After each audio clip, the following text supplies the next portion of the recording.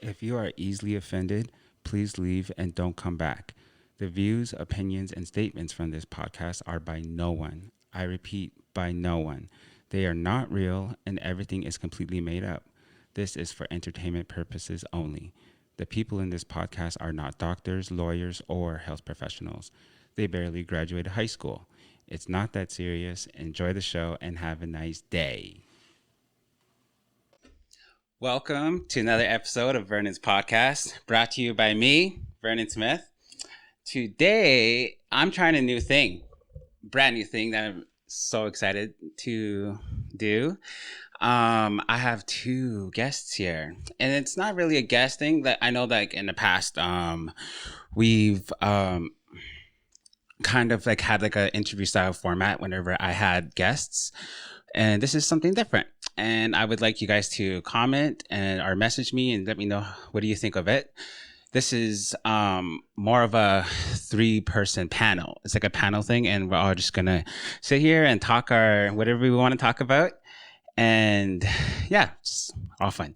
Do you want to introduce yourselves? Who starts? I will start. As many of you know, in the Clecho region, I am Lydiah Rabesca. I am from Bechico. Yeah, that's all you need to know. If you want to know my age and all that, you can privately message me. Yeah, I'll have you guys' handles there. Profile. Yeah, Profile. I'll leave like your Instagram stuff and Facebook. Not Facebook. Does Facebook even have a username? Yes, it do. Yes, it does. I think so, yeah. Well, whatever. We'll figure that out later. Okay. Sir? And me, I am Junior Mantla. I'm originally from Gametsi, but I am currently living in Yellowknife. And I work for a nonprofit with the NWC Career Center. Yeah. Oh, nice. Yeah. Career Center. Yeah. What's that about? So the Career Center, we're a employment and assistance service. So we help people basically look for work.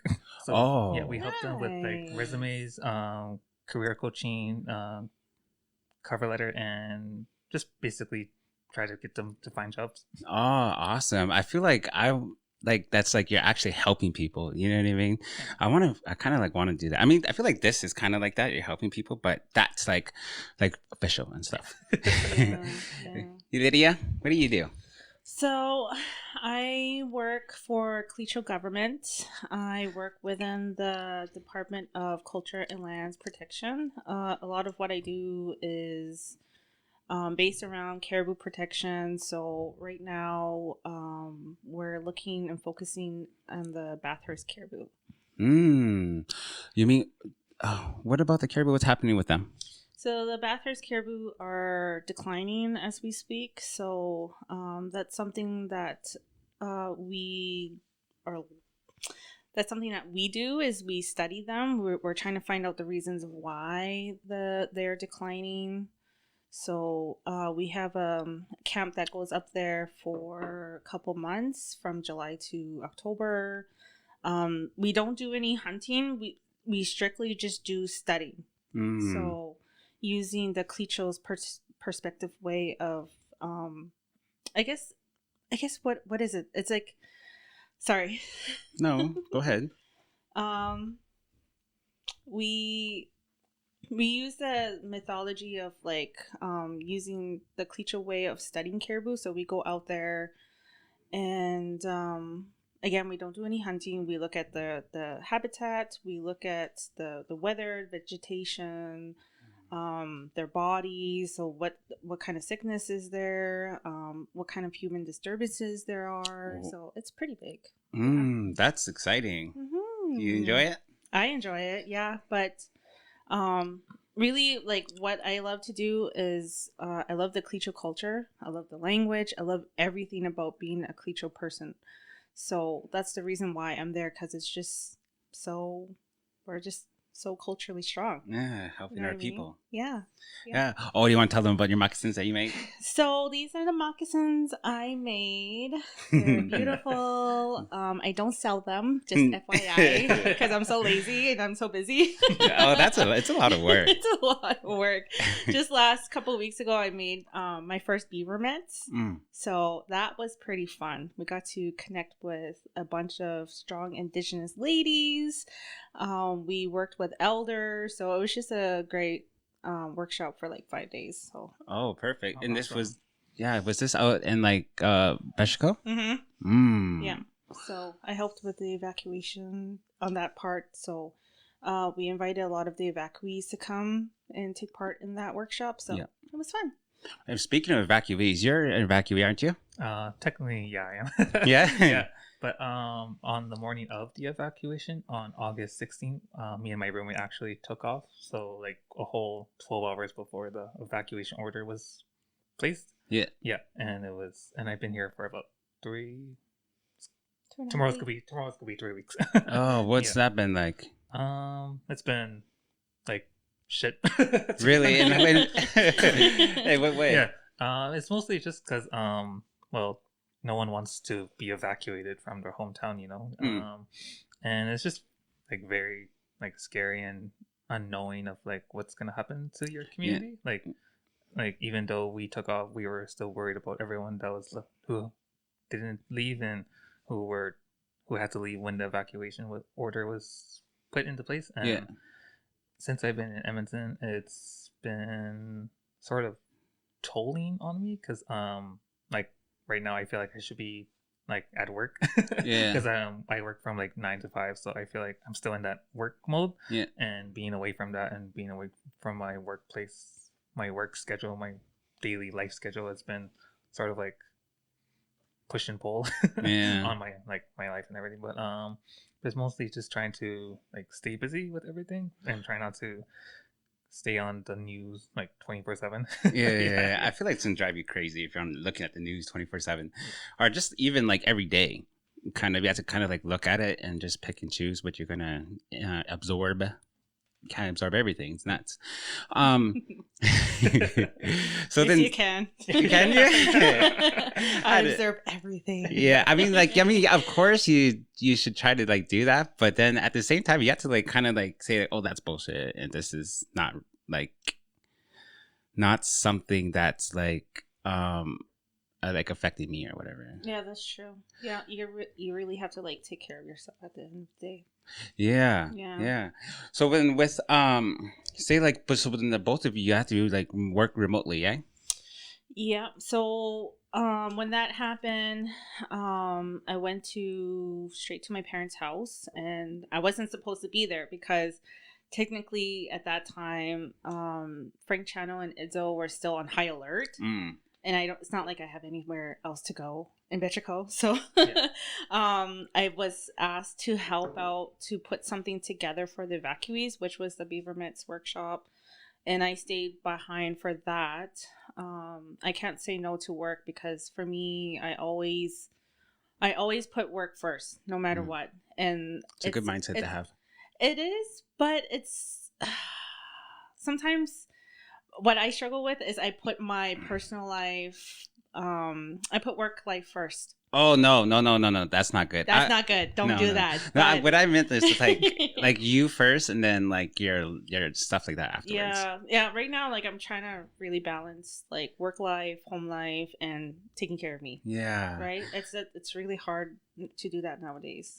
Because like if you don't take care of you, then everything else is going to fall apart. Yeah.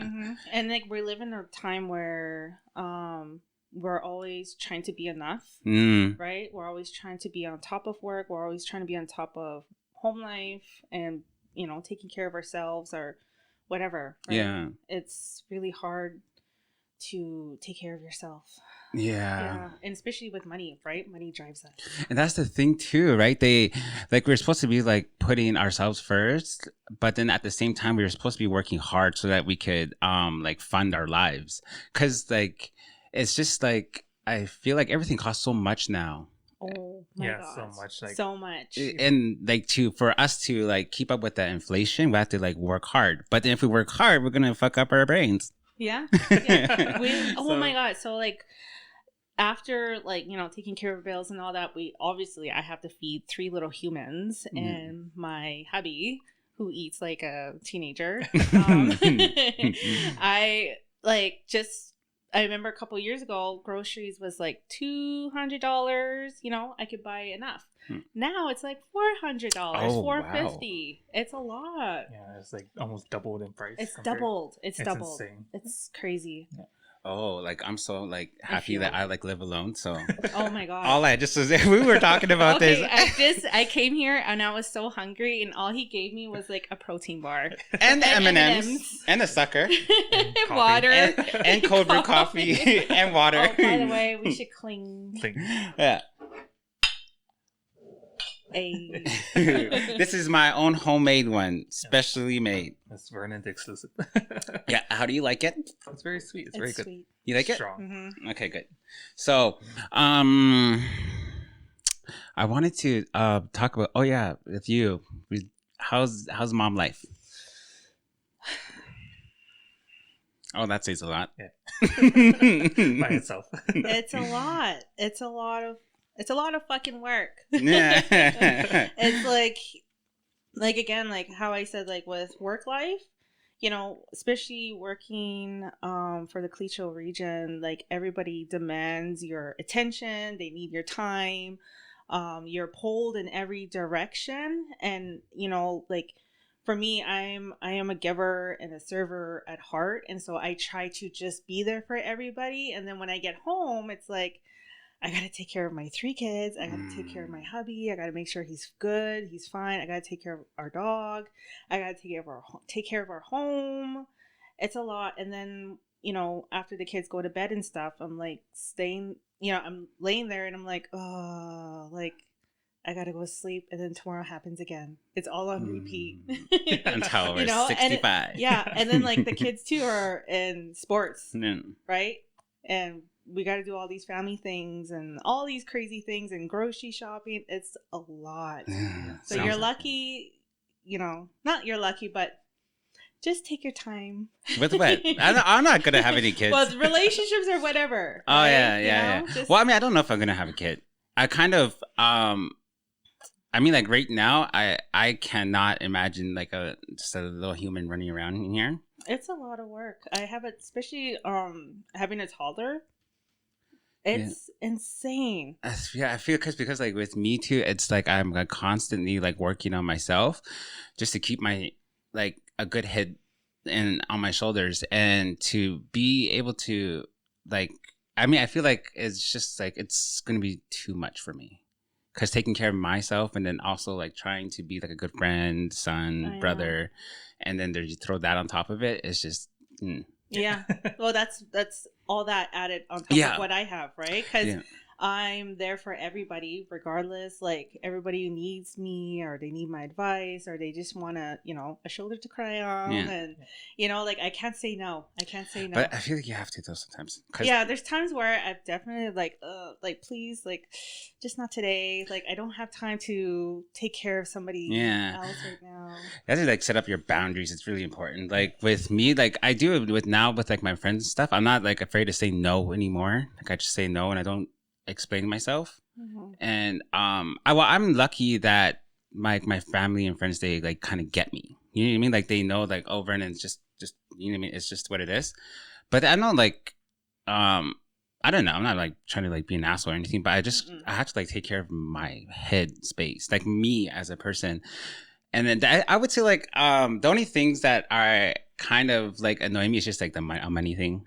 Like, oh my God, like it's just like, why are you taking my money? You know what I mean? That's my money. Yeah, that's what I worked my ass off for. And it's just like it's like you get punished when you are like in a good financial space because you had the discipline and to like kind of like I guess like be like financially, how do I say this? Like when you're like kind of like financially smart, I guess. like you don't like go around spending all your money that you don't have or and things like that. So then I guess like people see me kind of like that I have money, but it's just like it's no, leave me alone. Like it's that like it's you know, it's I have money for me. And if whatever's left over, I try to save it because I want to get, you know, like the house and all that thing someday. And I feel like people think like, oh, you have it though, but it's just like I do have it, but I want to keep it. Yeah, exactly. You know? Yeah, no, one of your episodes you did talk about money and how, you know, credit scores and insurance and all of those things, like the money is a tool. Yes, that's it. We're never taught that from the beginning, but now that we are taking care of our finances, people may look at us like we're rich. No, that's so far from it. Yes, we're just smarter with our money. Broke asses. Like I don't know. Like look at this, it's just like pretty much bare bones, and all these books too. For I think like people see these books and think like, oh, we got like spend like $30 for a book. No, this is all like thrift store. Oh yes, thrift store. Like it's like literally like $3 for one. Some of them are like $2 for one. I mean, there's some that I bought like brand new, but then most of it's just like thrift store. Oh yeah, and like it's just I was so fucking excited when I first found out that there's like books there, and then I remember the first time I bought it was like 14 books for was like $28. I was like, what? And then I thought that I was like stealing. I felt like I was stealing. Yeah. And I felt like I was like ripping them off. And then that lady, she was like the cashier, she was like, oh, and do you want to donate $1 to whatever funding? I was like, yes. Yeah. Take my money. Take my money. Yeah. This is why he's broke. Yeah. He donates every chance he gets. I spend all my money on coffee and pop and books. Keep going. And books and gas and food. Insurance. Yeah, that's about it. Like I don't even get anything else. Yeah. I'm the same way, because when people look at me like, oh, I live in a big house, I have this fancy car, you know, like my kids are dressed well, or whatever the reason may be in their head, like that's so far from it. Yeah. You know? Yeah. We work really hard for what we have. I know. And it's just like it's like a continuous wheel. It's gonna allow us to do that. Yeah. Sometimes I wish I can put like a budget thing together for them and be like, look, I'm broke. This is why you shouldn't ask me for money. Yeah. Not right now. So you're in Yellowknife, eh? Yeah. I've been living in Yellowknife for about 2 years. It's gonna be 2 years. Oh yeah, it has been 2 years. Yeah. Yeah. What is it like there? Because I know like everything's like so expensive and stuff. Yeah, it is. Like rent, especially in Yellowknife. Yeah. So for the past 2 years, because when I first came to Yellowknife, I was a student with Aurora College, and I was at the Northern United place, so the student housing, and the rent there wasn't. It was cheap. Yeah. For 1 month, it was like $500. I know. I used to stay there before too. Yeah. And then when I moved out, you kicked me out though. Okay, and then what? They kicked him out. Yeah. And then what? And then when I moved out in last year, 2022, I moved into where I live right now, and the rent kind of fluctuates right now. During the summer, it's cheaper, but during the winter, it is very harsh. It's about close to $1,200, and it's like it's a room and house. Like an NUP? Or you mean like when you rent a room? Yeah, I went to room. Yeah, and it's $1,200 for that? And during like close to $1,200 during the winter. You gotta remember, mortgage went up by 10%. What do you mean? Like the interest? The interest rate, it went up. Yeah. So if people are trying to renew their mortgages, it can go up to like $1,000. Holy fuck! See, this is why you get like a fixed mortgage. Yeah. Like when you go to the bank to get your house, you do like a fixed one so that it doesn't like fluctuate. It doesn't move around. Yeah, I think that's how it goes. If their whatever is coming up and it's ended, they got to renew it, right? Oh. During this time, it can go up pretty high. So. Yeah. I know they were saying that about cars too, like auto insurance and stuff. Yeah. And not insurance, but to buy a car. And then I kind of like, I just got a new car recently, and I made sure that like I was choosing somewhere that had like low interest rate. Yeah. And that dealership I got at Mitsubishi. Yeah, I know some people don't like it, but I like it. Shut up. And then I got a Tahoe. And then so like I guess like they have like this partnership like with a bank. Yeah. So there's like low interest is pretty good. It's like 3 something. Yeah, everything went up. Yeah. Mortgage, cars, insurances, food, fuel, everything. So I feel like since like rent and mortgages is so high now, that's like the norm, huh? Like so much like my friends do all like renting out and stuff. What is it like to like have roommates? Well, I love my roommates if they ever watch this, and I recommend it to them. I love mine, but they're my children, so I gotta love them. But living with roommates is very interesting because before moving to like Aurora College or school, I lived with my family back in Gummity, so I knew my family already. And then like when I went to Aurora College, I lived by myself for about almost 10 months, and then moving into like a new space with like 3 people that I didn't know, and I've been there for a year, and it's very interesting because you have to learn to like cooperate with 3 other like schedules and different lifestyles, because I'm very much an introvert, so I keep to myself like 90% of the time. And then you also have to learn how to balance like the food, the cooking, the cleaning, the taking care of the house, and also making sure you pay rent on time. Oh yeah. So, cannot skip rent. It's not an option there. I can't do all of that. I know, me too. Just like I remember, I can pay rent, but I will not do any of those. I will do it at my own time. I remember like when I was like in college in Grand Prairie, I had like 2 other roommates, and then it was like chaos because like they too were like kind of like messy, and then there's like one who wasn't messy. He was like super like clean and organized, and he would get mad at everybody. Oh. And yeah, and then that's you?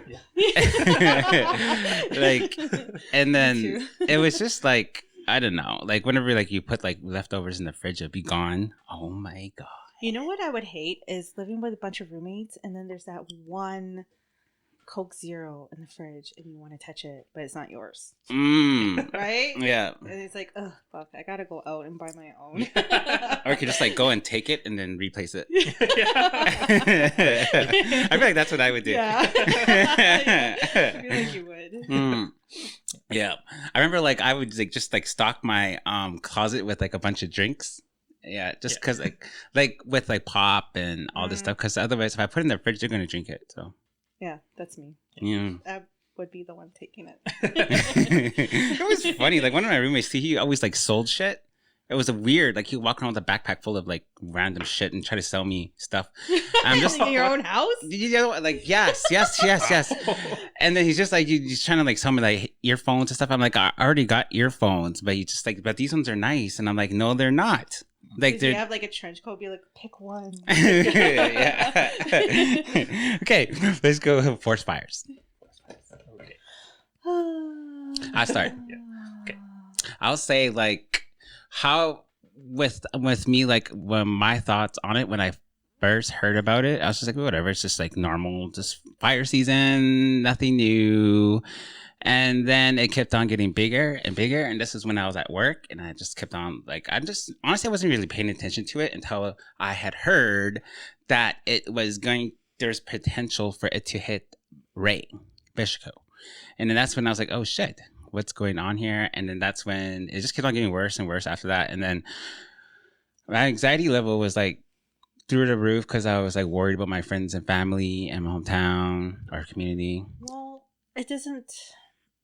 it's crazy because when that was happening, like they told everyone to evacuate immediately. Not everybody did that immediately. No? There's so many of them that stayed behind until the next day when it was reaching town. That's when they had to really force everybody out of town.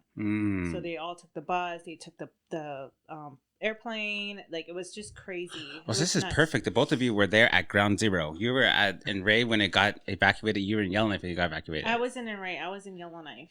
But I did help out with the evacuation in vegetable evacuation in Yellowknife. So that was really hectic. It was crazy. It did reach town. I feel really bad for the 3 victims that did lose their homes because I thought there was 4. 3 confirmed, I think. Oh, yeah. You mean like houses that burnt? Yeah. I thought there was 4. This whole time I've been going on my podcast and saying 4. Oh my god. Oh my god. Didn't do my research enough. Well, did you go back and drive around town? Yeah, once. Yeah, that was crazy. Yeah. Yeah, but when that happened, it was like the stress level was just skyrocket high. Like everybody was just so stressed out and they were in distress. It was crazy. And we all helped out with the evacuation that week. And I really feel bad for everybody. And there were some people that stayed behind town that were recording the fires. And it was good to see the fire reaching town, but not really because all of us were like crying. We're like, oh no, our hometown's on fire. I was like, this is amazing. Yeah. Like, go run over there. I want to look at the actual fire. Yeah, go over there. Yeah, like with like someone's house was on fire. I want to be like just like showing us live and stuff. That was crazy. Yeah. You know, like, because after that happened, getting everybody to get off the planes and coming to Yellowknife and getting them to the multiplex, I remember coming home like 12 o'clock, 1 o'clock in the morning after working the whole day. And I get home and I'm like crying. I'm watching the fires. I'm like, oh my God, no. I feel like it was like so much uncertainty. Like we didn't know what was going on or what was going to happen. So I think like that's why like a lot of people were like freaking out and getting emotional and stuff. Yeah. And holy smokes, with I forgot what was her name, but that lady's house that burnt down, the one that was in the corner. She's like recorded it and she posted on Facebook. She's like, look, my house, it's gone or something. Yeah, my heart just melted. It was insane. I just felt you could just feel or like hear like the pain in her voice. I know when that happened, and then a couple days later, I saw her and I gave her a big hug, and I feel really bad, but they're all being helped right now, which I'm super grateful for Cleature government and for all the organizations pulling through. So they're getting them settled in, and so thank you, Cleature government. Yes. We're friends. Okay. Yeah. So how did it affect you? When say like the first like thing that affected you, like with the fire? Like the one with Bechico or Yellowknife? Bechico or Yellowknife? I was thinking because there's Wekwati, Bechico, and Yellowknife. I mean, like, what about the one like that affected you the most? I believe it was Yellowknife. Yeah. But it was also like really like hard to see a lot of the people affected by Bechico because like you can see like all the videos posted like the day after the order was put in, that you can see all the like the fire getting closer, and you just see the sky was like red and everything. That was like horrifying to see. Because there were some people that stayed behind. Sorry, I don't mean to interrupt, but there was people that did stay behind that were all after everybody evacuated to Yellowknife late that night. The ones that were left over went to Sportsplex, and the power was shut off throughout the whole town, but they can hear hissing. Through town because the fire had hit the vehicles and had hit the propane tanks. Holy shit! So you can hear it. Like it was just crazy. Yeah. Did it like? Where did there was like explosions? Yeah, explosions. Holy shit! Yeah. Oh, what? You saw like the red sky? Yeah, and then like seeing the red sky was like terrifying because a lot of the people had like stayed behind, and I heard that some people even had to like go by boat to Etzel. Yeah. They tried. Oh yeah. They had to be turned around though because Why? The wind was so high. There was low visibility. There was so much smoke and it was windy. So they couldn't get to Etzel, so they had to come back. Okay. Yeah. I saw like posts about they're like go to Bay Island. Yeah, and stuff. They tried to get on the boat, but they couldn't, so they all had to go to the Sportsplex in the middle of town. Yeah. And if you know Sportsplex, there's not that much buildings or trees around the area, right? So it's just only smart to go there. Yeah, and it's like a newer building. It should be like fireproof, wouldn't it be? I don't know. I'm not an architect. Because it's like, I don't know, like the outside of it looks like I don't know. Steel. Yeah, kind of steel. Yeah. I don't know. So you're employed. So you with Clingcho, you're involved with Clingcho government too, right? No. I work for a non-for-profit. I know, but then what's their? But with I am like, what do you mean? Like, what's their like name? What's the company you Like the work employer? for? Oh, the company is Sedetno, so they're a francophone company. Oh, Yeah. that's the one across the Adams. Yeah, Oh, I know where that is. Adams Dental? Yeah. So we work with a lot of The Clicho Denny. plaza. Yeah. Plaza something. I don't know. Yeah, so we work with like a lot of Clicho Denny and a lot of other indigenous people Yeah. that come to use our services. They're like career development. I know, but then like nonprofits though, how do they pay you if they don't get money? He doesn't know. Okay. I don't know the whole finances. He just got hired. Okay. I'll ask them next time. Yes, you should. Yeah, but that was crazy. The evacuation in Yellowknife, that was probably the highest for me because, as a TG employee, we were all asked to be at the front lines. So we did go there and we did help out with that at the multiplex, and it was just crazy. It was great, all of us pulling our weights together, our strengths, our capabilities, our work ethics. It was great. But at the end we were just tired, and then after that was over, a week and a half later, Yellowknife gets evacuated. Yeah.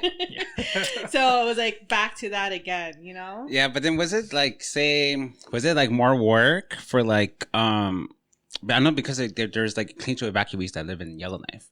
So, but then was it like the workload, was it like the same as Rabesca? I didn't really help out with the evacuation this time, but from what I know is when Yellowknife had to evacuate about 24,000 people out of there, and Clicho government did step in to help out with the Clicho citizens. Yeah.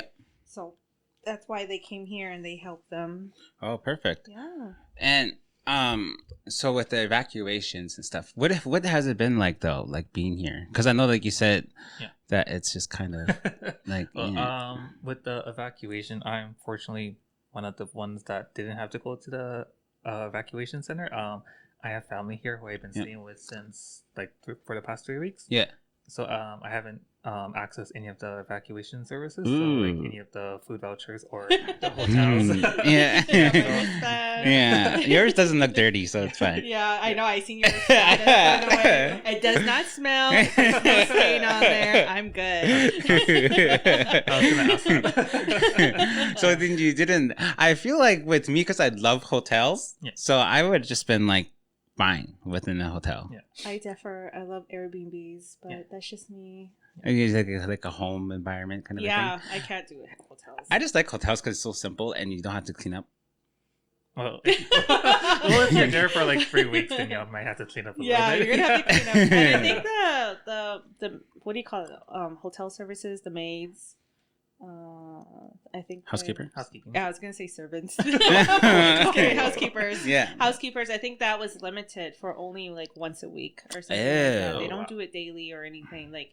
I think for us, we had to take out our own garbage. We had to get our own towels, and we did up our own beds. Exhausting. Yes. So it's not like I left home. Yeah. So then, what are they saying that you can return back to Yellowknife? So the news was posted, I believe, on Friday. Yeah, Friday afternoon. The city of Yellowknife posted that we can return to Yellowknife on Wednesday, September 6th. So that's tomorrow. After 12 p.m. After 12 p.m. Yes, and I think it was Sunday or Monday that they posted also that we can pre-register to evacuate by flight. So I did sign up, but I talked to my boss earlier, and I'm returning at a later date. So not this week, but later on. All right. And so you like it here? That's alright. It's a lot warmer and everything, but I did make plans to come here anyway, so it makes more sense for me to return back after. Yeah. But I seen a lot on Facebook that people are excited to go back home and to expect long wait lines on the highway. Yeah. I would feel like I would wait for a day or two. Yeah, but everybody has that same mindset, right? So then just leave earlier then, and then just wait by the border, and then just go right through. Ew. Not with kids. Yeah. No. If you're by yourself, yeah. But there's no self-service at the border. Oh, yeah. So you just be like, ugh. Oh, my God. I hate this. You maybe just have to, like, download, like, movies on Netflix or something. Yeah, but that gets boring. Yeah, I guess. Just go outside Read and a play book. with rocks. Yeah. Yeah. Read a book. Yeah. And maybe I can, like, give you one. To borrow for $1. Yeah. He's gonna make us buy it. Yeah. Even though I got it from the thrift store, but it's like I was like so happy when I was there. Anyway, what do you think about, like, I know like there's a lot of like conspiracy theories going around about the fire. What do you think about it? Let's start with you. I have seen some conspiracies like on Facebook, and it sort of like revolved around like the GNWT and the city of Yellowknife wanting people to leave so that they can like increase like rent and housing and like the how much you pay for housing and all of that. And I'm like, what are you guys talking about? But in terms of like conspiracy, I think that's the one I've seen the most. But what exactly, like, what are they talking about? Like they they think that the government wanted to increase their rent? I think so, because I think they wanted to like, how do I say it? They wanted to do something like that so that in terms of like evacuation, like I'm not sure. I'm not saying like this correctly. And like how like would us like or like whatever everybody leaving increase their rent? Yeah. I think because so that they can like inspect all the like the homes and everything. Ah. Like so if there's any like damage to the housing, they can like increase the insurance and everything, like the insurance claims and everything. Yeah. Yeah. So I'm like, But I think that's like the most I've seen in terms of like conspiracies. But I'm really interested to hear what you think. Yeah. I heard something too. Like I saw like a post somewhere on Facebook. They said that they're gonna go and like put like wires and stuff through all like the homes and stuff. I'm like, dude, what the fuck? Why? That's like a waste of time. Yeah. It's like they don't need to do that to spy on us. Like that's what our phones are for. Yeah. Our phones are for. Yeah. Smart TVs. Yeah. And you. One of the things I seen was turning Yellowknife and Kamloops into smart cities. Yeah. Using direct energy. So that's all I know. Direct energy. Yeah. I don't know. Like solar energy? I have no idea. Something to do with fires. Oh. I never heard of that. Yeah. Look it up. Yeah. Did you see the one about Maui? Yeah. Oh. So that one, there was pictures of where like the houses that were colored blue were not affected by the fire. Yeah, I heard about that too. I was like, getting like sent stuff about it. I never got around to like really look at it because I was busy. But my last episode I went on it, I talked about it a little bit. Did you guys watch it?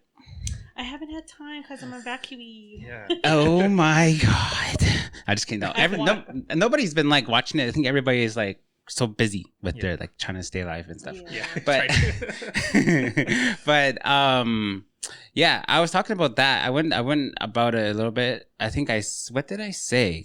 But the Maui situation and how that it was just like weird because of I guess like the Hawaii natives that were all like there. They were getting like rich people like Oprah and them, they were like bugging them to like sell their property or their houses, and they just kind of like trying to get them out of there. And then it was just this fire breaks out and burns all their houses. So a lot of people were saying like, oh, maybe it was like man-made because they wanted to get rid of all those houses that are there so they could go up and buy the land afterwards. Because like once their houses are gone, it's like they might like, why would you want to like live there? Maybe it's just easier for them just to sell it, I guess. Okay. Yeah. And then with the smart city kind of a thing, I guess there was like this contest that Yellowknife was involved in, and I think Vancouver, just a few other towns and cities that are involved in the smart city contest. And it was supposed to be like they were trying to make like an outpost in the Boreal forest, and the Boreal is what's on fire right now.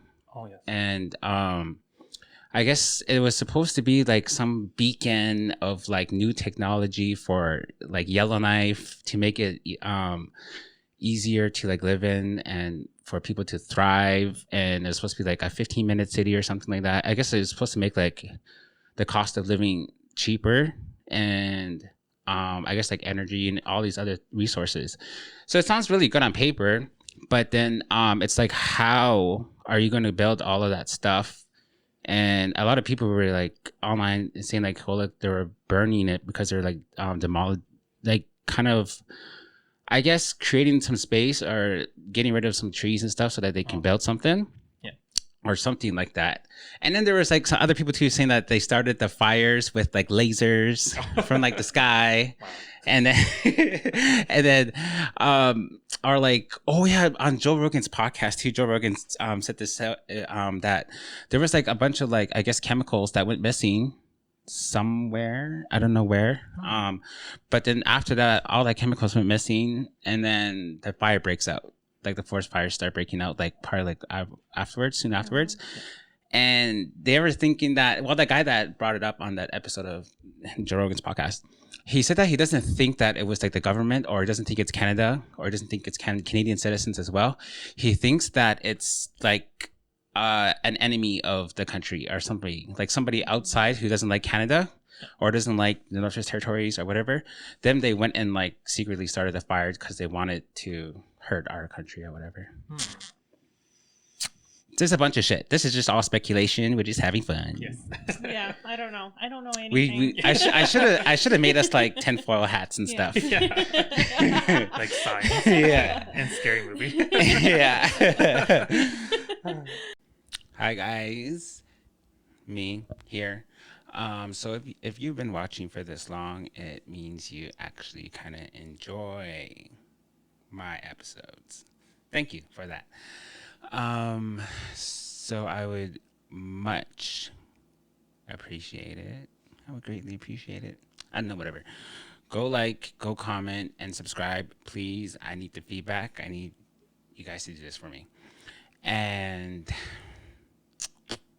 yeah, go whatever. Back to the show. Yeah, I don't really, I just, I don't really know anything, so. Yeah, well, I feel like you're like too busy. You guys are like too busy. Yeah, we're just trying to, get through the day as evacuees.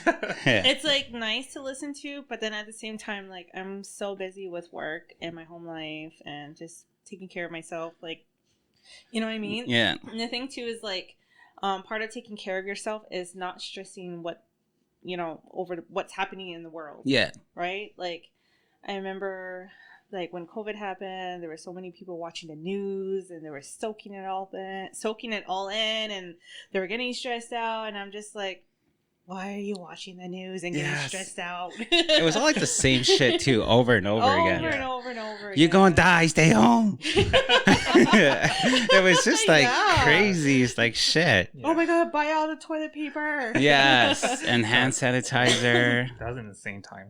That fucked me up. Yeah. But why go after toilet paper? Yes, that's so weird. Yeah. When COVID happened. Why is that the first thing you go after? I don't know. Kleenex. What was I feel like food should have been like the first thing. No, I feel like it should have been vitamins and like and like cold medicines or whatever, right? Like, yeah. Or like fresh water. Yeah, white Kleenex. Like what if it was like in the tap water too, and then we're just like all drinking from it? That's another conspiracy theory, is that they're putting something into the water treatments. Yeah, and in the air too, with all like the chemtrails and stuff. Mm-hmm. It's just, I feel like the world we live in now is just so like dangerous and stuff, kind of, I guess. Yeah. Or like people are like more hostile. It seems more like that, yeah. Yeah, right? Because I don't ever remember it being like this when I was like a kid. No. I think everyone was a lot more relaxed back. Do you think it's going to get worse before it gets better? I think so. Or do you think what are your thoughts on that? I think that it's going to get worse. I think that we are just like kind of, it's just starting right now.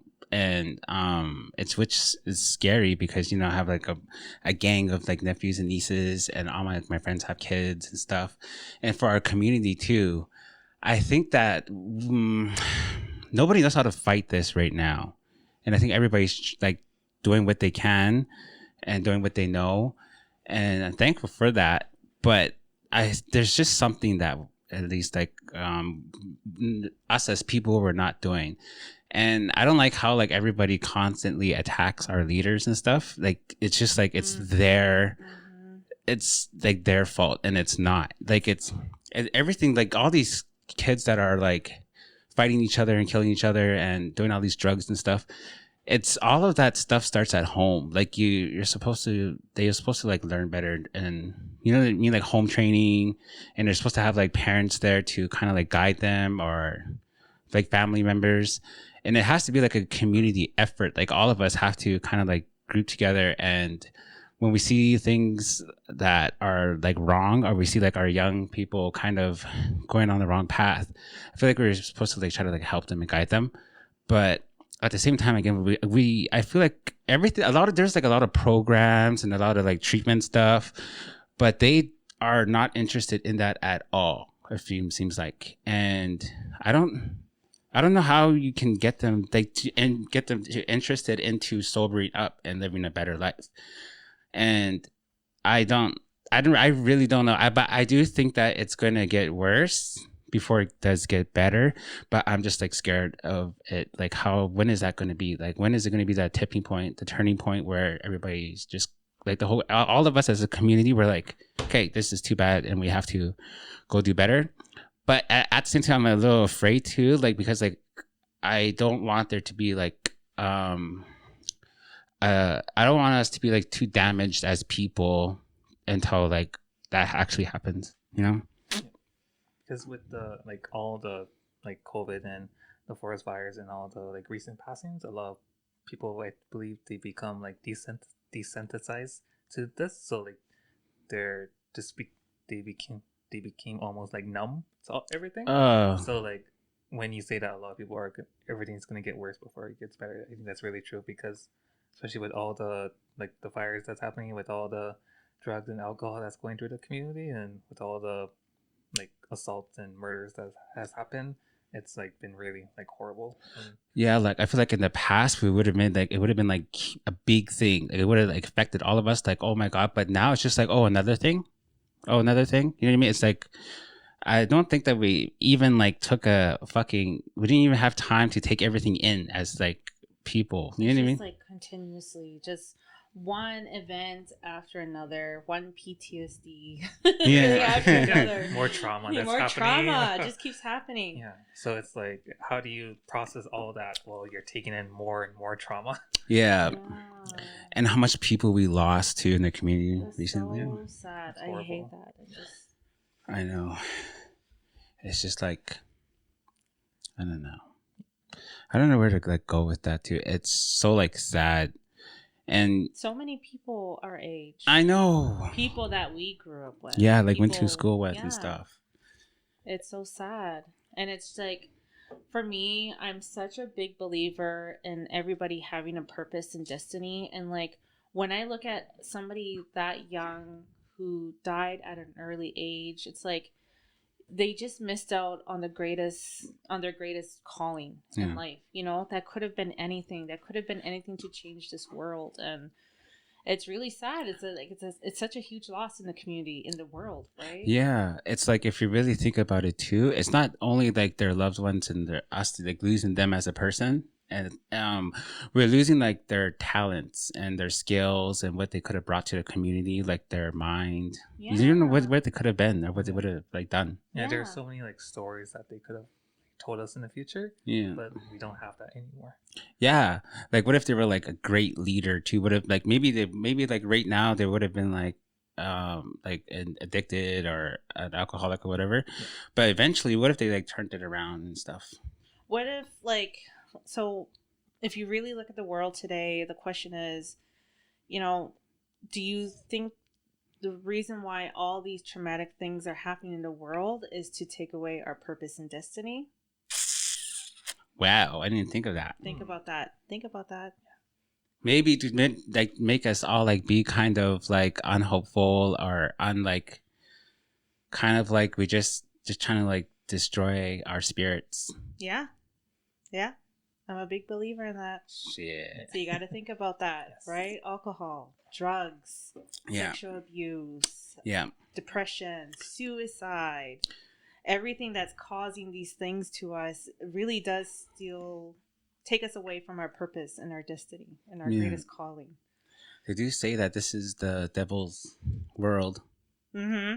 The devil's like whatever. Big time. I am like such a like I love human psychology. I love how a human brain works. Me how too. somebody works. Like if they tell me like a traumatic thing that happened in someone else's life, I'm like, but why? Why did that happen? Did it happen at an early age? Did it happen at infancy? Did it happen like what was at a time in their life that made them the way they are now? That made them an alcoholic? That made them addicted to drugs? Yeah. Whatever it is, right? Depression. Yeah. So I just really love human psychology, and now I'm kind of, because like I'm more of a spiritual person, I want to get more into demonology. Demonology. What is that? Demonology is not demon. I don't know. Witchcraft. I call it demonology. It's like witchcraft. No, it's not witchcraft. It's more of like, do you believe in evil spirits? Yes, I do. And demons? Yes.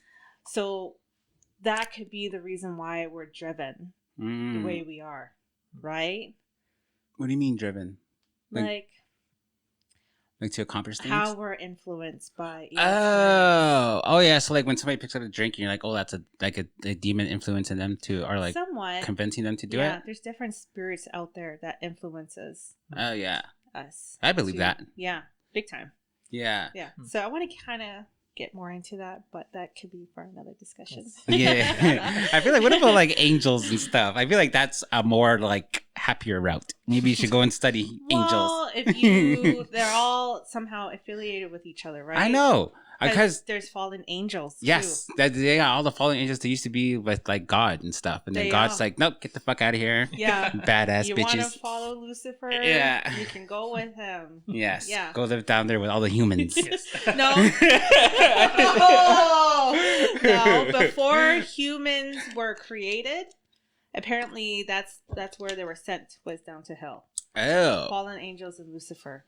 That's why evil spirits and demons hate us, because apparently, like, you know, when we make a mistake and we repent, we're forgiven over and over again. But with them, they're never forgiven. Oh. That's why they hate us. Living like in their like lifeless bodies forever in eternity. There's one TikTok video I saw, and there was a pastor casting out a demon from a lady, and this demon was crying, and he was crying, saying that I miss heaven. Like, why did he send us here? He should have just sent Lucifer. Like, I miss the trees. I miss how peaceful it was. I never knew what hurt was until now. Like, I hate this person. This person will always be forgiven, but not us.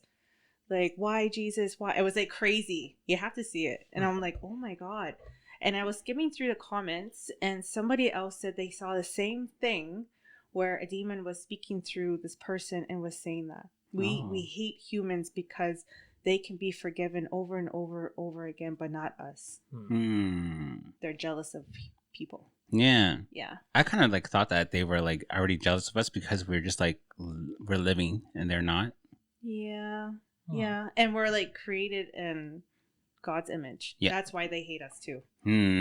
Something to think about, but that's for another conversation. Yeah. Sorry, I could get deep. Yeah. No, I like it. Go deep. Interesting, yes. Yeah. Do you have any thoughts on this? No comment. No? Any atheists? That's okay. It's okay. Yeah. This is, yeah. Well, I wouldn't really say atheist because safe zone. Safe place. Well, I respect everyone's beliefs to believe in like whatever God and religion they choose, but I also like very strict on my boundaries of like please don't push your beliefs onto me. Yeah. So it's very interesting to hear like your beliefs and everything, and I would like to hear more about it. Yeah. But in terms of like my own personal beliefs, I was raised Catholic, but then as I got older, I kind of stepped away from that just because I felt like I had a lot of like. Growing up, I had like a lot of anxiety in terms of like how you're supposed to act and like what happens if you die. Like, are you gonna go to hell? And then like in my teen years, I had like a lot of anxiety and like, what if I go to hell? Yeah. So same thing when I got divorced. Yeah. Am I gonna go to hell? Yeah. So like that. so the idea of hell like really plagued my mind, and then but when I stepped away from that, I felt more free and more comfortable with stepping away from that religion. Yeah. Where do you think you're going now? Still stepping away from it, but still very open to hearing everyone. Yeah, I feel like, man, I always thought that like God loves us all. Like, why is he gonna go in and punish us like that? Yeah, but I don't know. Who knows? Oh yeah, I saw this like something on the TikTok, of course, and they said that we're basically what that person believed was that we were all just like vessels, and that it's our spirit that's kind of like in this body for now, and then once this one dies, they'll go into another one. But then they like make reincarnation. Yeah, and then they make us forget our past lives and stuff, and it's our soul that keeps living and living and keep reliving like human lives until it finally learns how to be I guess its creator, whoever created that spirit, until that spirit finally learns how to be exactly how its creator wanted it to be, and then it can finally go to like some other place, like where like I guess like their magical land or whatever. That's kind of, I was just like, holy shit. Yeah.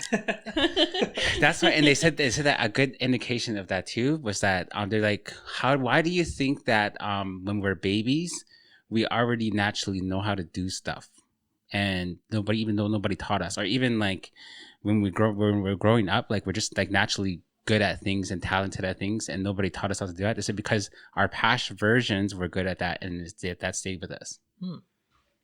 Yeah, I heard that, like, you know how in the Bible it says like, I knew you before you were in your mother's womb, is when we were all like given our greatest destiny, purpose, and calling, our own talents and skills already, because we're used it for this world. Yeah. How do you with me, I always felt like it didn't matter like what I did or where I was or any like time in my life. I always felt like I was like meant for more and I should be doing more. Same. You too? What about you? Same. Kind of, yeah. Or were you just like where you are? I like where I am, but I also want to continue working. Yeah. Towards where I want to be. Yeah. I always knew I was different from my friends. Yeah, me too. Very different. Even like if they were all like in clusters and I just stand there, I'm like, what am I doing? With me too. I always at first I was like, maybe because of the whole like gay thing, but then after I was like, no, it's not that. It's something else. No, yeah, no. It's just I just felt like I just never felt understood, and that's fine now. Now I don't need to be understood. I actually like it when people don't understand me, because because when you're understood completely, and then that means people can predict your moves and stuff, and I don't want that. I like to be kind of doing my own thing. I don't want somebody to just like know me completely, because I don't even know myself too. So like at least not that as much as I feel like I should. What do you mean? I mean, she knows herself. Yeah, like I mean, like I do know myself, but then I still feel like sometimes, say like situations or incidents happen, and then I react in a way like where I kind of like I just say like I like react in a way that I don't like or favor, and then after I look back on it, I'm just like, why did I do that? Like I should have already known better. But I just acted with my emotions and stuff. Yeah. And that's something that I feel like I should already know how to like be in control of, is like my emotions. I think that's just growth though, right? Because when you're growing up, like you used to say shit that you never really thought about, you know? But now like there's some times where you say shit and it clicks and you're like, oh, why did I say that? Oh, yeah. You know what I mean? Yeah. Like, I shouldn't be saying that. Oh, my God, I feel bad. Oh, my God, I have feelings. So it's growth then. Yeah. Okay, that makes me feel better. Yeah, there you go. He's growing. Yeah. Because even with my last episode, too. And I know you for not having any filters. Yeah. Yeah. So I'm, like, getting better. Yeah, he's getting better. Yeah. Maybe this is all helping. Yes. Yeah. It wasn't, but then I feel like people thought that I was, like, purposely being like that, but then I was just kind of, I didn't know what I was just ignorant and arrogant. Yeah, and I think it's just the way people are back at home. Yeah. Right? Because we just say shit and we all laugh together. Yeah. But then when we say it to somebody that's like non-Kicho, it's like they get so offended. It's like, why are you so offended? Yes. But then we have no filter. Yes. I find that too, like because I always like grew up around our people. Yeah. So like it's just different. And I remember like when I got my first like the job I have now, and I was like, and then I had to work with just like all like white people and stuff. And then I was like, I didn't know how to interact with anybody, like because like it was just like a whole complete like culture change, and just like being like how to like talk to people, because like with us, like when we're just like, getting annoyed if somebody would be like, shut up or something, or like if they're in our way, we'd be like, move or something, or like something like that. Why are you wearing that? Yeah, like why? Like just like we're just like ugly. Yeah, we're just like very like direct and stuff. But it's not. We don't like mean to be rude to each other. That's just how we talk. Yeah. And I feel like you can't do that with them. When I first met Nick. He's Korean, first of all. Korean? Yeah. Oh, you got a Korean man? Yeah. Ooh. Shout out. No, when we first met, and being Clicho and the way we talk, he wasn't used to it. He thought I was so rude. That's what he said. I was like, "What, me? I'm the sweetest person on earth." He's like, "No, yeah." He's like, "I really thought you were rude." I was like, what? But he's just gotten used to it, and hanging out with my family and more Clicho people is like, I get it. Yeah.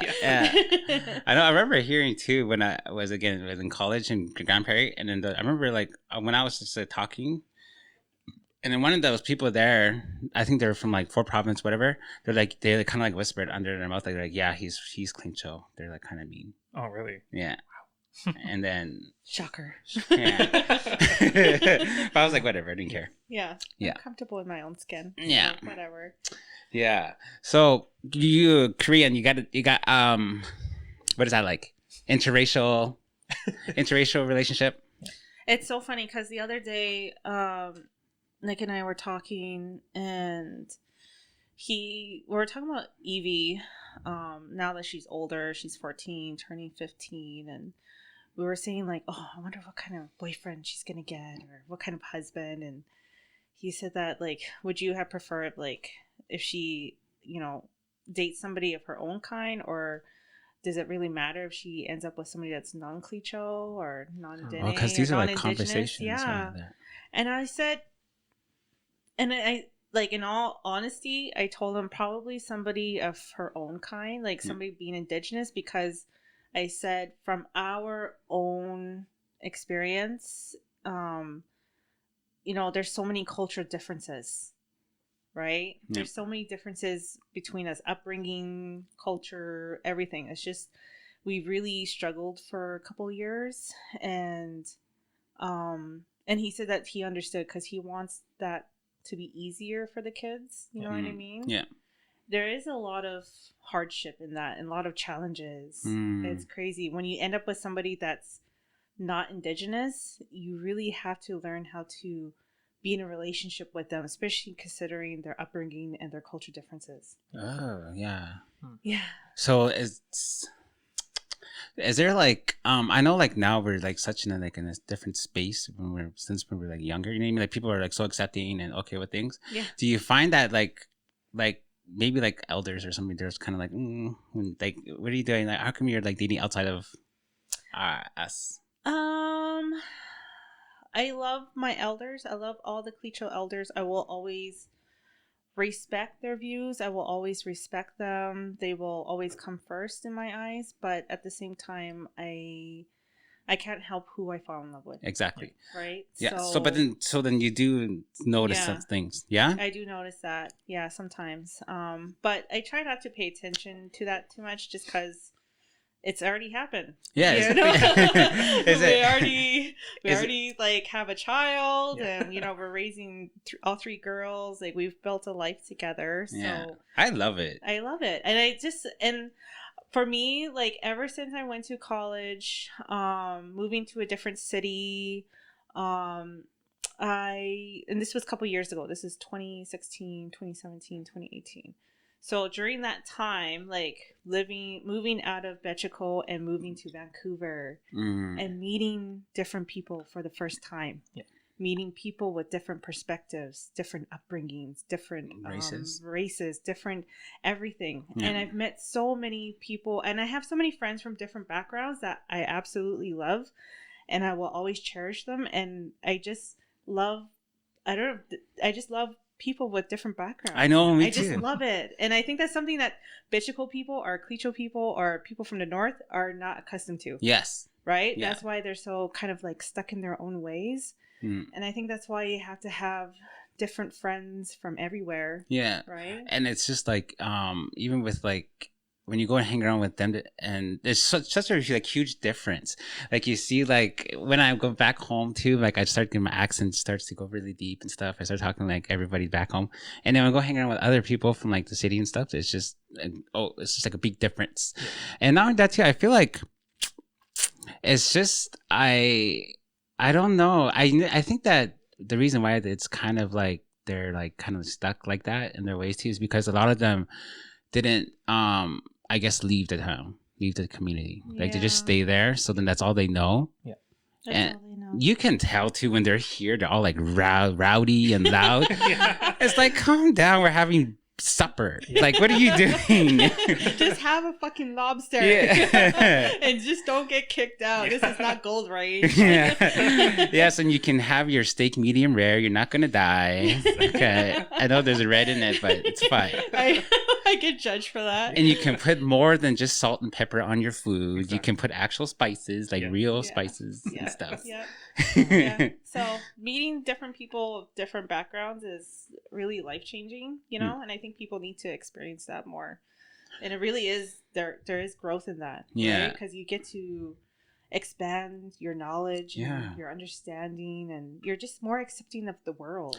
Yeah. I'm like so like fascinated that it's just like, it's so like interesting to me that there's like everybody's just so completely different in who they are and stuff, and everybody has their own perspective of things and their own opinions. It's kind of like reason why too I wanted to do this 3 people instead of just like 1 or 2, because like I like how we can all just kind of like talk.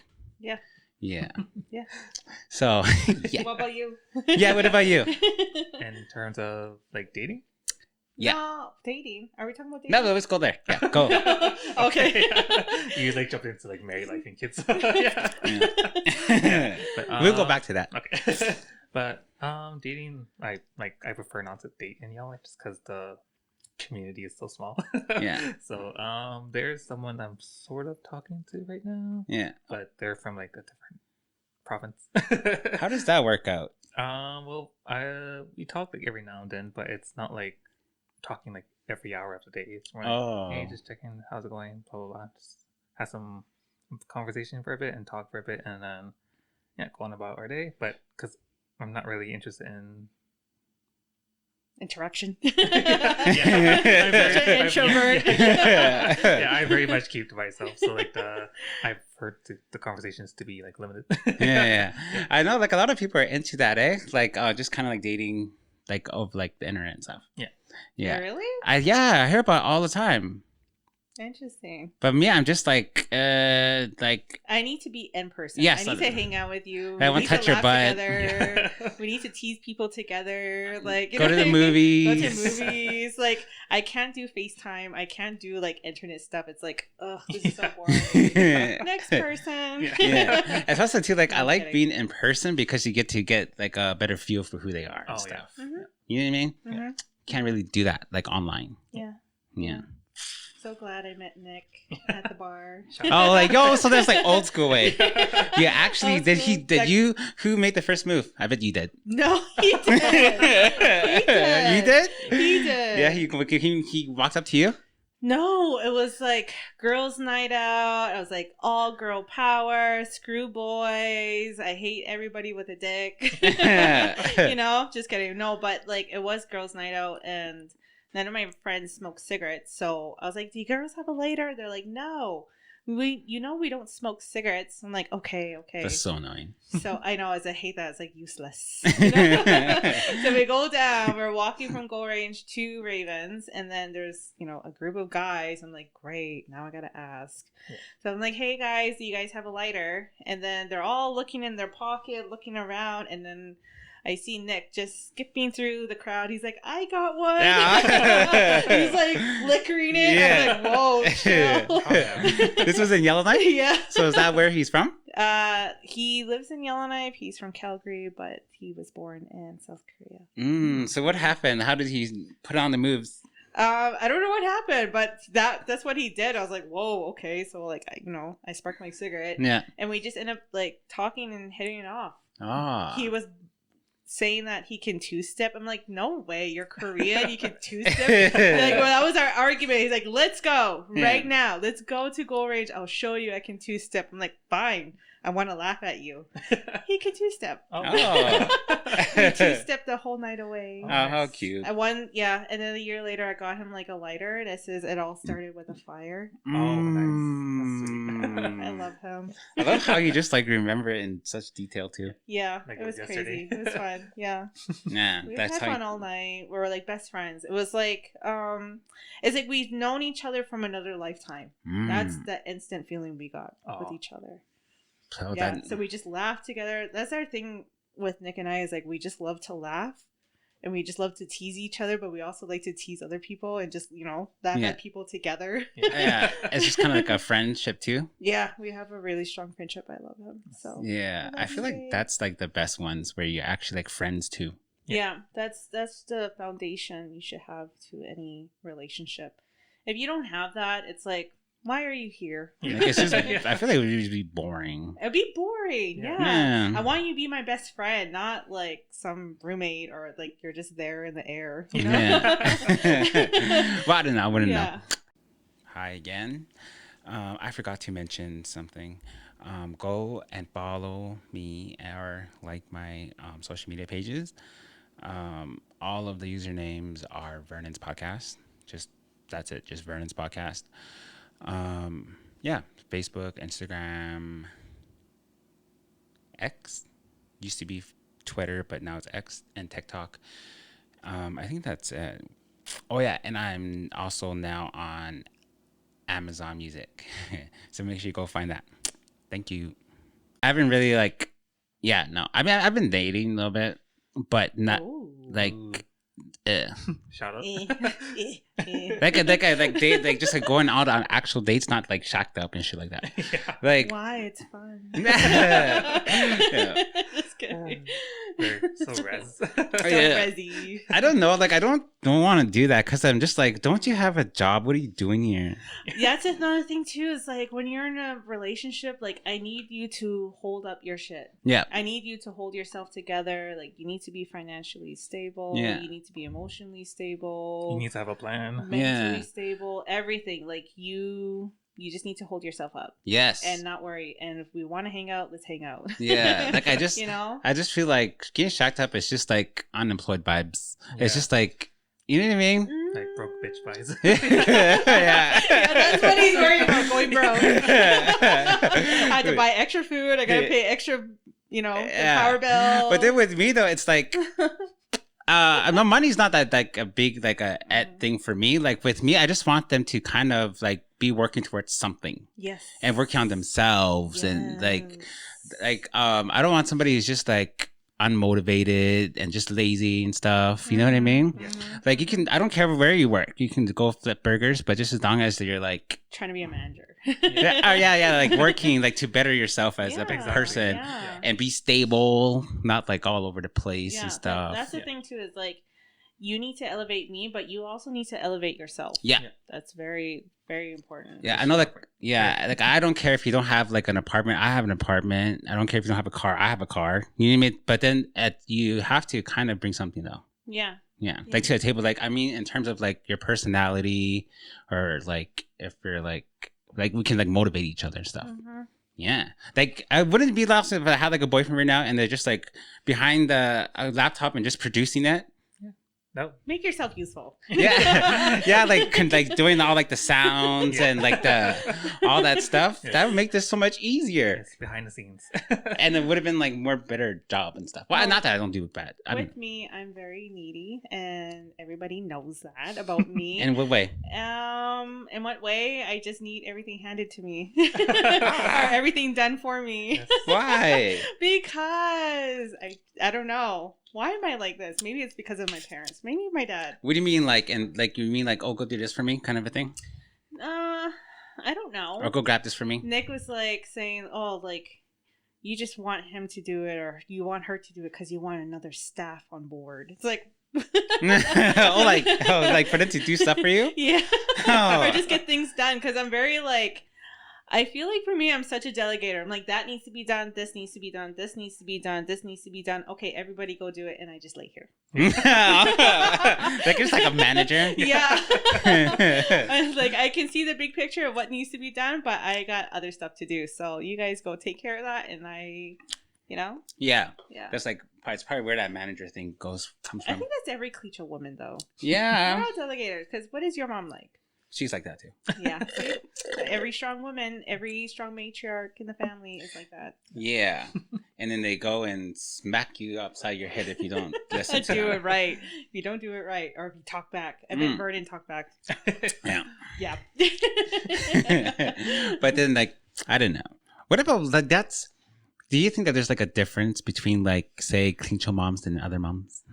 I think we're all the same, because I've heard Hispanic moms are the same, Black moms are the same. Just big mom vibes everywhere? Yeah. Yeah. So, yeah, I'm that kind of mom. Yeah. So dating in Yellowknife, you said that, what did you go like on Tinder and stuff? I feel like it's gonna be like the same people over and over again. Oh, I've heard there's so many of the same people. Yeah. On You go like on Grindr, it's just all blank profiles. Yeah. Ew, I hate that. I know. Yeah, I kind of stepped away from Grindr after like just not after dealing with the constant Plentyoffish.com. People still use that? I don't know. Yeah. Harmony. She's like, Vernon, I'm in a relationship.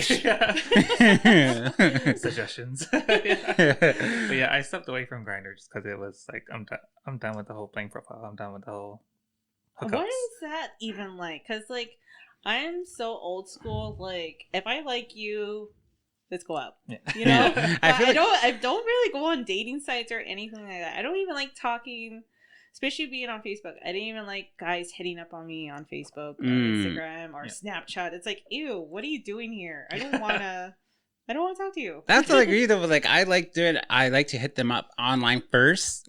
Kind of, it's just like kind of breaks the ice, makes it easier. And not only that too, like you kind of. Do you say hey or sup? Yeah, just hey. Oh, do you say sup? No. Or do you say go to sleep? Or I usually wait until they like post something that I can like talk about or like relate to. Ooh. Yeah, that's like kind of how like, I'll go in with that because I know what to say and stuff. They respond, and then but I don't like just randomly be like, hey. That's just weird. What's up? Yeah. Go to sleep. Yeah. Or sometimes they'll like you react to their posts too, to kind of so they'll see you in their notifications, kind of get in their mind a little bit. Oh, okay. Yeah, I just hate talking to people in general. Yeah. I don't like it. The reason why I like doing it online first is because like you both know like what like they're interested in each other. You know what I mean? Yeah. But if you do it like in person, I feel like a lot of people always like look at me as like friend first kind of a thing. I think that's so important though. I know, but then friends sometimes I don't want to be friends with them. Like I think they're just attractive, and I just want to like fool around with them. I don't want to be their friend. Oh, you want to be that kind of person? Well, sometimes it depends. Friends with benefits. Yeah. Because somebody they can be like so attractive, but then like they don't have like a personality to kind of you can't like sit and talk to them and stuff. Yeah. It's just like they're just pretty and that's it. Oh. And they just sit there and look pretty, Yeah. which is fine. But Yeah. But I don't know. I just like having friends. I just like to start off with just being friends. I think Yeah. that's so important. And if we hit it off, we hit it off. If we don't, whatever. We could just still be friends. Yeah. You're cool. But then like I feel like I feel like doing that too, but then I feel like what if like you're like friends and you really like them, like as a friend and stuff, you build up that like friendship or whatever, and you want to take it to the next level, and then you do, and then like sex is bad or something, and then it's just like waste all that time. I don't know. I don't know. Not really sure. Just no sex. Just no. Just don't go there. It's dangerous. Yeah. Just stay friends. You just stay friends. Why would you like build up all these feelings and all this for nothing and then have sex with them? It's just you know, and then you stop being friends. It's like, you lose a friendship. Yeah. Because you had sex. Yeah. You know? Yeah, I guess. Common sense, people. Yeah. Vernon. Yeah, I guess. Don't sleep with your friends. Yeah. Just don't sleep with your friends. Yeah.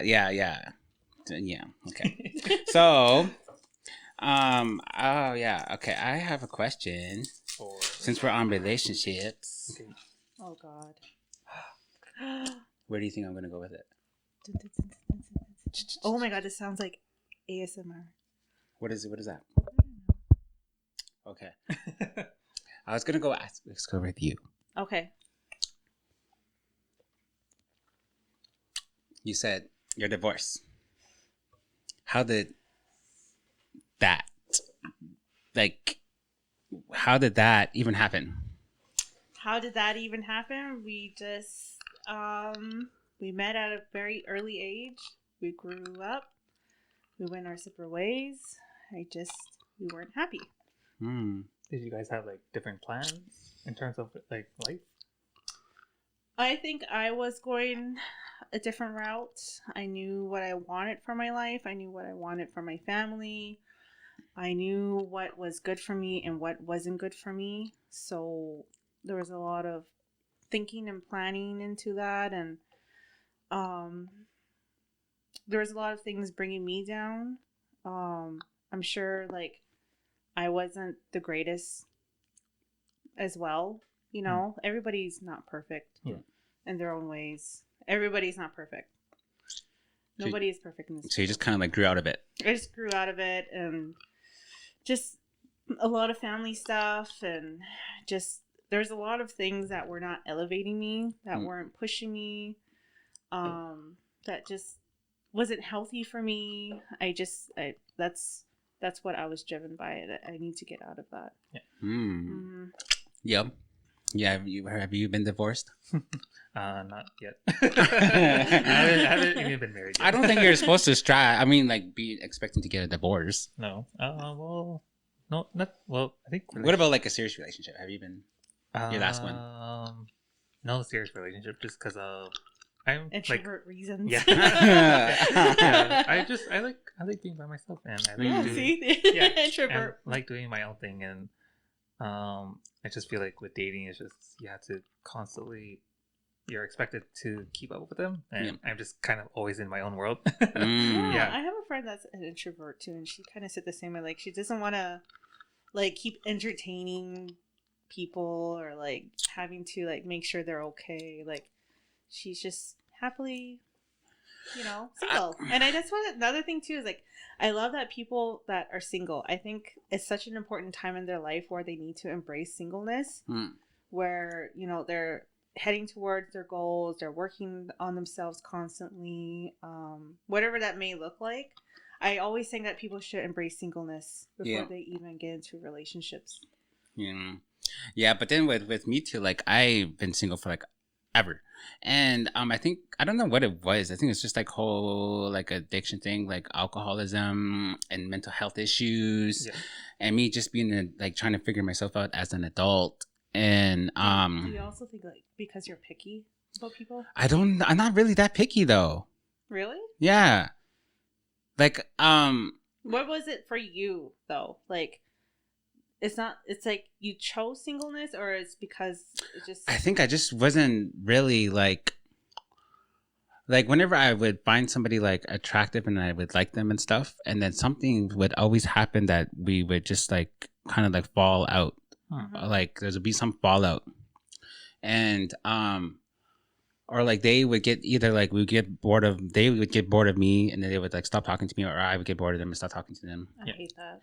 Or like there was just always something. I don't know what it was, or like if they like really like me too, and it just didn't like click in my head like, oh, I want to be with this person, kind of a thing.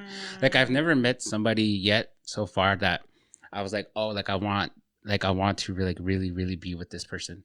And I'm starting to like kind of, I guess, I mean, like, I don't know, like I'm fine with being alone too. But then at the same time though, I do like I want to be with somebody where like I could like go and hang out with them whenever I want to, or like just having like that backup of like somebody there whenever you need them or whenever they need you to, and just kind of like being like a team and somebody to share like my life with, kind of a thing. Yeah. And I guess like I don't know, I just get lonely sometimes, that's all. Yeah. But at the same time I'm good though, at the same time. Yes. Which is, I don't know, it's confusing. Like I kind of like look back at it and I look at my friends like lives and stuff, and I'm just like, oh, I wonder what it feels like to like have that other person there for you like all the time. Yeah. It's great. I think relationships is a blessing. I think singleness is a blessing. But I think with relationships, it's a lot harder because, like what, Junior said, there's a lot of, like, you have to think about them and you have to meet their needs and you have to elevate them. And sometimes, like, living with another person, you have to also live with their weaknesses. Yeah. You have to live with just everything, right? Yeah. Like, they really do depend on you. Like, and how it's the same way too. They you depend on them too. Yes. Yeah. Because you like they have to put up with your shit too. Yeah, and you have to put up with their shit. Yeah. Yeah. And you gotta put up they need to put up with my shit. Yeah. You know what I mean? Like, it's a lot of, and sometimes you clash. Yeah. And sometimes you're like, if that happens with you, and then there's gonna be moments where you're like, oh my god, I miss living by myself. Yeah, and then you can't though. Yeah, I mean, because you still love that person. Yes. You and know? it's just like you're going to go like backwards, like kind of like Yeah. I didn't know. Like, I feel like if I were to like really like date somebody, we not to have like our own, like, we can live together, but I want my own bedroom. Yeah. Ooh. I will want that too.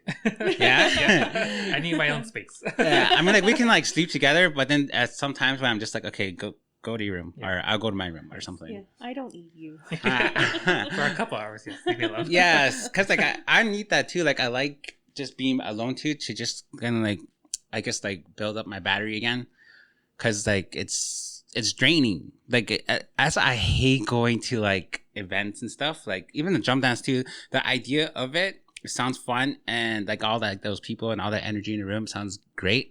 And then when you get there, and then after 10-15 minutes, you're like, okay, I want to go. Yeah. Yeah.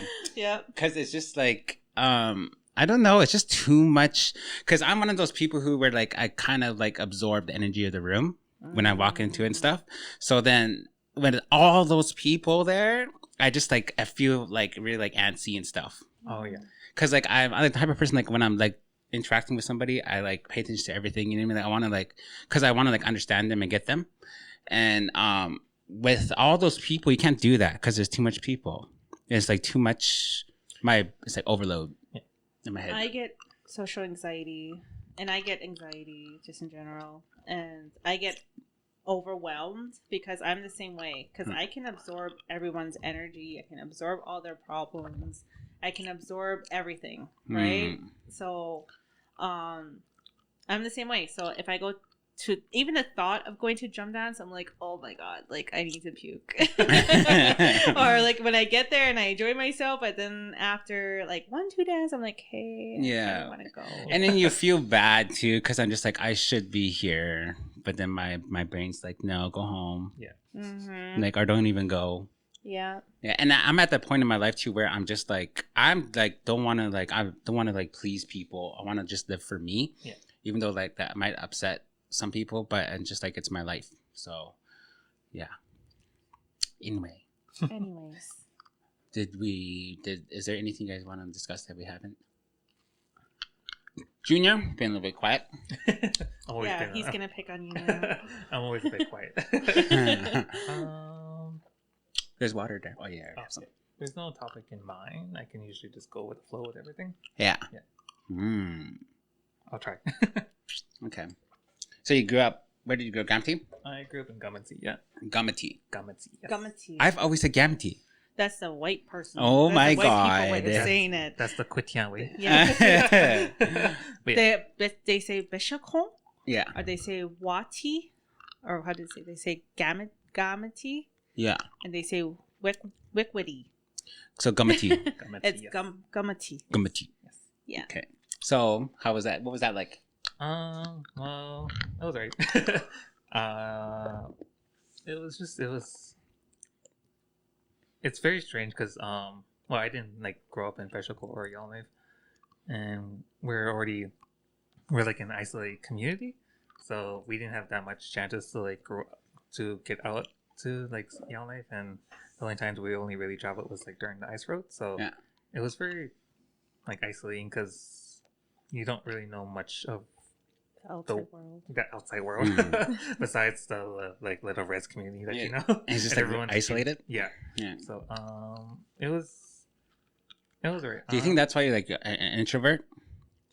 I believe so, and just the general chaotic childhood that I have. But yeah. Is that something you want to talk about? Yeah, sure.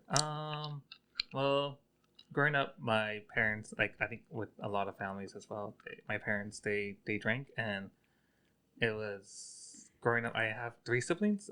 They're all older than me. So I'm the youngest, and growing up, they were all like, because back then, Gamati didn't have a like grade 10, so they had to go to Rayetzo for like CJBS for like grade 10 for graduation.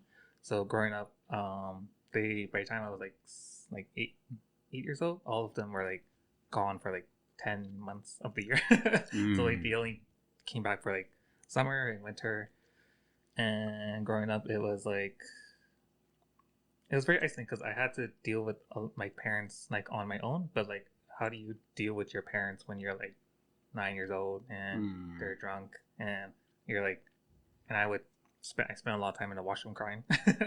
So yeah, and I feel like that's still like a problem today with a lot of the youth who are, because especially with how common like alcohol and like drugs are in the community now. Yeah, like with everything. So like I always try to be like, with how I am now, I always try to be the person that I wanted when I was younger. Yeah, so I love that. Always try to be like open and try to be like a shoulder for everyone, to and always try to lend an ear. But even then, like it's still, because of how I am, like naturally I am very introverted, so I keep to myself, and I'm always open to talking to everyone. But I always try to respect my boundary of like, okay, I'm done conversing for the day. Yeah. That makes a lot of sense because you weren't taught boundaries, but your boundaries were also not respected. So when you get older, it's like you know what you want, and if somebody you feel threatened in any way, you're like, no, stay where you're at. Yeah, so it's like taking all that responsibility on as a kid too. It's been a lot. Yeah, it's a lot. Yeah, like I can imagine, because when I was 9, what was I doing when I was 9? Probably like playing game or something. Playing Pokemon. Yeah, Pokemon. Yeah, so I don't know. It's just, so you think like now, since like you're kind of more open-minded and you're more understanding of things, you think that helps you in your profession, like what you do? Yeah, because before when I was offered a job with the NWT Career Center, I was offered the role of the YES coordinator. So YES is Youth Employment and Skills Strategy.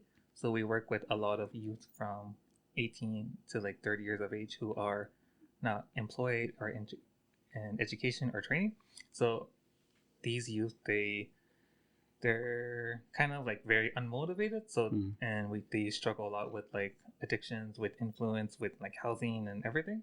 So they don't really have like a lot of motivation to like do anything. So when we pull them into the program, we get them on a schedule, we get them training certificates, we get them a resume, cover letter, we get them job ready.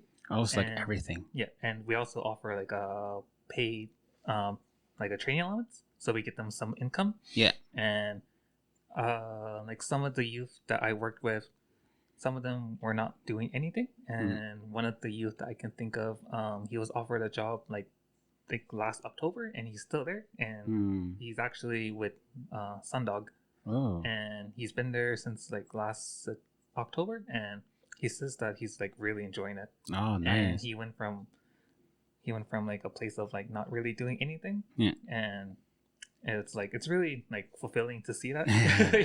To see like you really help someone, even though because it's really fulfilling to help someone, and just to see that they can like still continue to grow. That's so awesome because like what I said, like everyone has, you know, their greatest purpose and destiny they're all reaching, and it's kind of something you're helping them with, right? Like you're helping them with their resume, the cover letter, getting them their interviews. You know, like kind of you're kind of like the gateway. Like helping them like the first stepping stone to them building their lives up. That's amazing. So I think with how I grew up in my childhood, I learned how to be very empathetic. I learned how to listen because I never had the chance for anyone to listen to me. So I always try to help in any way I can with the youth that I work with and even the people that I work with at the NWT Career Center. That's awesome. I love that.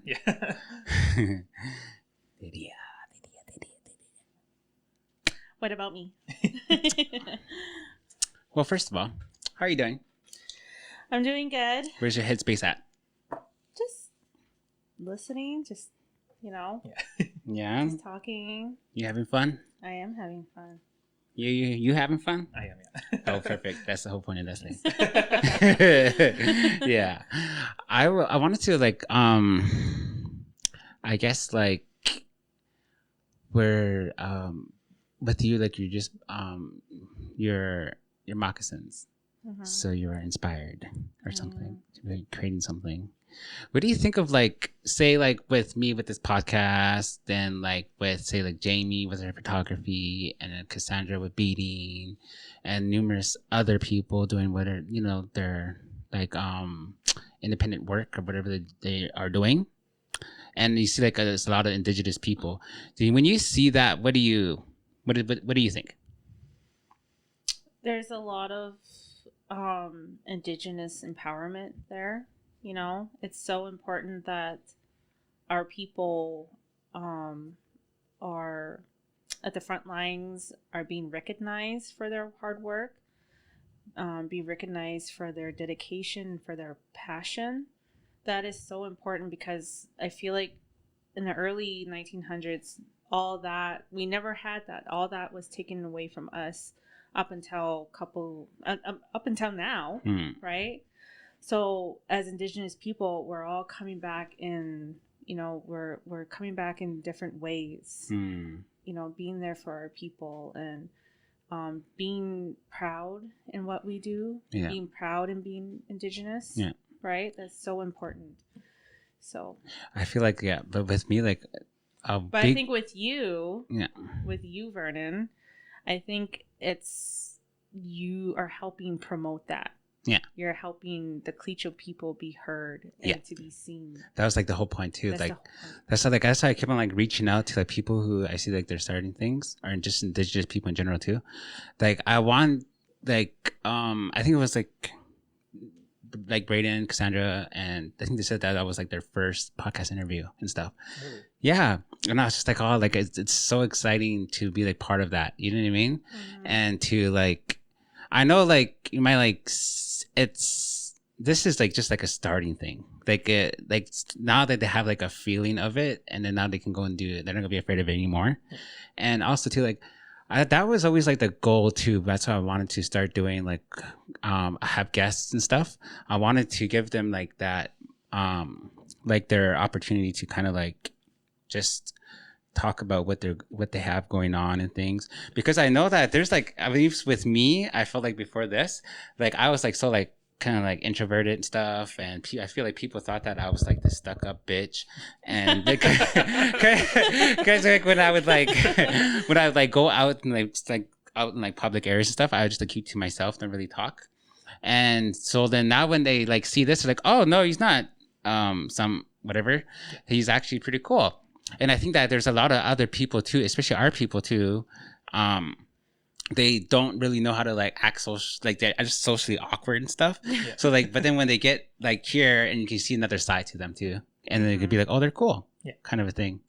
Yeah, and I don't know. It's just, for me, it's just exciting too. Like I I don't think I've ever felt like this before. Like, just I was just like so like getting ready for this shit too. And even I was like, this is gonna be great. I don't know what it was, and like I didn't. I was just like I was a little worried because I was just like, what exactly what is the goal and stuff, and I was just like, you know what? No, we're just gonna.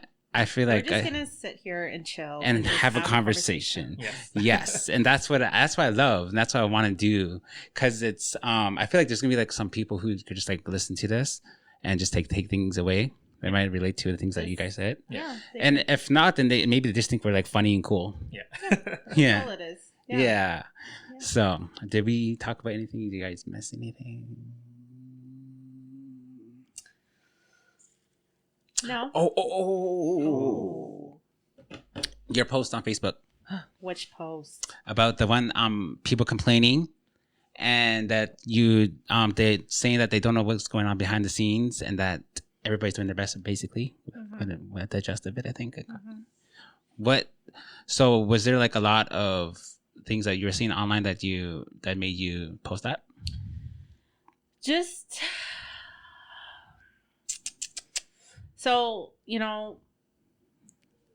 working behind the scenes of Cleacho government, and when you are seeing a lot of people working at the front lines, working so hard, whether that's in a leadership, role, or you're at the evacuation center, or you are giving out food hampers, or whatever it is, whatever that is, whatever they're doing, helping with the evacuation.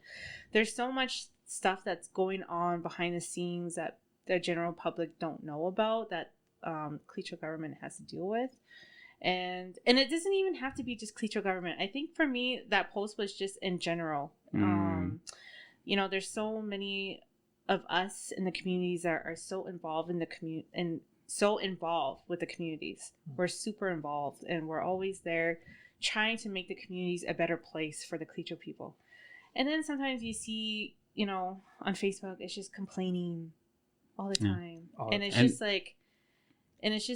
really hard when you're involved in the communities trying to make it a better place. Sometimes it's really hard. It's so hard. And there's so many things that you're dealing with, backlashes and comments and rumors and gossip and people, what you're doing is not good enough. Yeah. It's just. I know, and you said that these people are not even doing anything to help the community. I said the people that do the most complaining do the least amount of contribution to the communities. Yeah. Sometimes they just, I feel like we just, especially like, I feel like minorities, like we just like to sit back and just worry about shit that you are doing. Yeah. You know what I mean? You find that? I think so. I mean, there's just everybody's especially when it's our people, I feel like we just kind of like judge each other the most. Yeah, people are so judgy, but everyone's like in distress, right? Especially with the evacuation, but it also doesn't help that you're like, oh, the leaders need to be doing this. Oh, these people need to be doing this. Like, you guys need to be doing this. It's like, okay, what are you doing to help us? Yeah. Please, if you can join our team, or if you want to volunteer, or if you want to get involved in some way, please do that, because we need people like you. Yeah. like again, everyone has a purpose and destiny and a calling.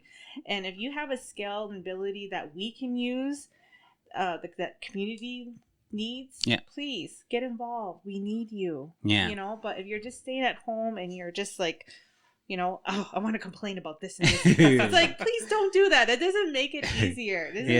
Just be involved. Yeah. If not, then just stay at home and just worry about your broken TV or something. Wait, why does their TV have to be broken? I don't know. Just worry about something. That was her little. That was her little like her little side diss. Yes. She's calling you broke bitches. I was not saying that. She's like, "Go worry about your little dusty ass TV." Oh my goodness.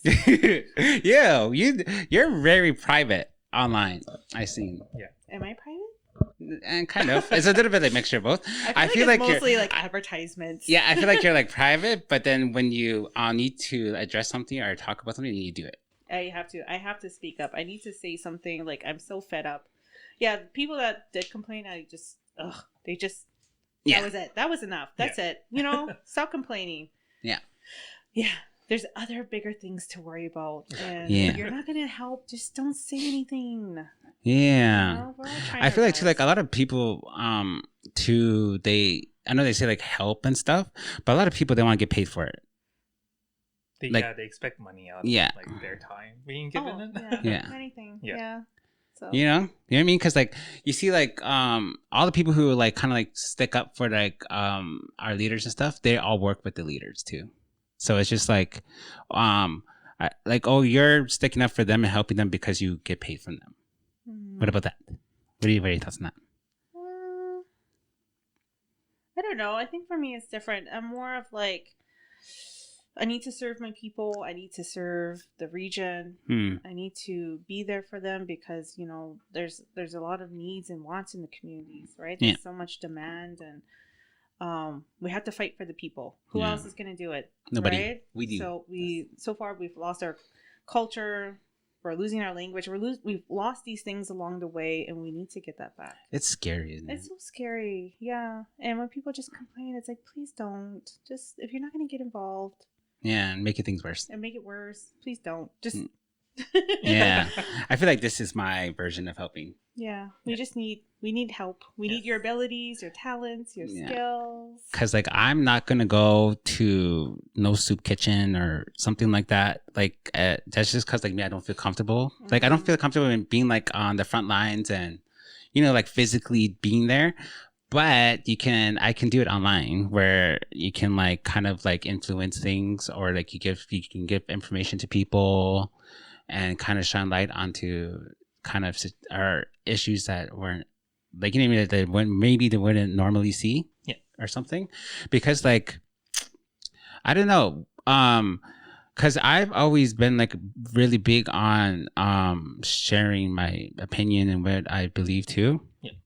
And especially now, like on social media too, everybody's basically doing it, and everybody has their own little platforms that they can go and just air shit out.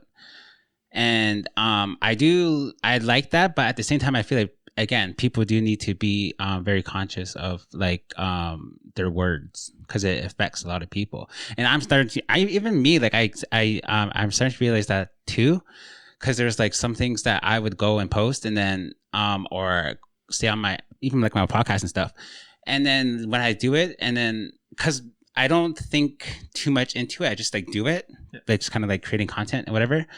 And then later on, I'm just like, when I see the effects of it, because like I see people in person and they kind of just like look at me sideways kind of a thing, I'm just like, oh, so that like that. And then I'm like learning, so I'm just trying to like still stay true to who I am and what I believe, but at the same time, when I deliver like what I'm trying to like say, my ideas and stuff, or my opinions, and I try to be more conscious of how it affects other people and try not to offend them. And I feel like people need to work on that a little bit more and stop being like don't blame people for shit too. And it's not only the people who are posting it too, like they are saying what they think and they believe, which is fine, but again, like just kind of be very conscious of your words and how it's going to affect the community. But also the receivers too, people who are reading it, like you need to look at that and just kind of like think about where they're coming from. Maybe they are in a very tough situation. Maybe that person, you just have to kind of like put yourself in their shoes. Like, oh, maybe they're just having a moment, and like don't absorb everything. Like don't make it affect you too badly. Mm-hmm. Yeah. So do you have anything to say about that? Like you mentioned before, I'm like a very private person. Yeah. So generally, I only have like a select amount of friends on Facebook, and I prefer to keep it that way, just because I prefer to keep things to myself, man. But there are times where I feel like I do have to speak out sometimes, because in the past I have spoken out in terms of like the chief elections, in terms of like COVID, in terms of people complaining about everything, like even with the evacuation, like I did make a post of like, please don't ask me for money while you're like drunk or in a blackout or you're on the influence of something. Yeah. And it was just because so many people were like asking me for money, and I'm like, I'm stressed out because I'm not at home, I'm not in my space, I'm like down in Edmonton because we had to evacuate Yellowknife, and I'm just like stressed to the max, and I don't need like any unnecessary stress at this moment. Just because like during when I made that post, like there was no word of like when we were coming back to Yellowknife, because it looked like we were gonna come back like after September 5th or after September 15th, or like maybe like even like early October. Yeah. Yeah, so like I was just like very uncertain of like when are we going to be able to go home, and it was just like a lot of people also just expecting you to give them money. Yeah. And I'm like, no, I have my own rent, my own bills, my own food I have to provide. So it's just like you think they're not like taking into consideration your own needs and stuff. Yeah, exactly. Like they just see their needs. Yeah. Some selfishness. Everybody's struggling. Yeah. Everyone's just trying to survive right now. Everybody needs to like set up. I feel like we all need to like learn how to set up like our boundaries too. Or like not only us, them too. Like like our family and them, they need to like realize that like, oh, like they have their own wants and needs, and they have expenses too as well. And like I don't know. Like, cause I've been like always like really big on like independence and stuff, and like doing shit my own. And like whenever like let's say rent's almost due and I don't have enough money, I'm gonna be running around the fucking city looking for like how to find money, or like I'm gonna be sitting there like how do I make money to pay rent? Yeah. Like I'm not just gonna go and like fold and cry and expect somebody to save me. You know what I mean? Yeah. That's just never been me. Yeah. I don't know. I guess everybody's just different, I guess. But yeah, so that's why. So you just like your privacy. Yeah. But you do advocate when you need to. Yeah, when I feel like I need to speak up. Yeah, and you too, right? Mm-hmm. Yeah. You gotta fight the good fight. Yes. And don't be afraid to. Yeah. And I think this is. Are we? Yeah, we good? Mm-hmm. Yeah. Yeah. Okay. Thank you to. Where can they find you? What's your Instagram username? Lydia? I don't even know. Just search up Lydia. Come find me. just search Lydia Rabesca. She should show up. Yeah. Yeah. Well, you can like check out my Facebook. Yeah. Junior Mantla, and also maybe my Instagram because it's private. Yeah. But at Instagram it's Exile Signs. There you go, everybody. Thank you too. I really enjoyed this. Thank you for coming. Yeah. And it has this open chair for the both of you. Yes. Anytime you want to come here and talk about anything, yes. Okay. Just shout out. Okay, and that concludes another episode of Vernon's podcast. Thank you.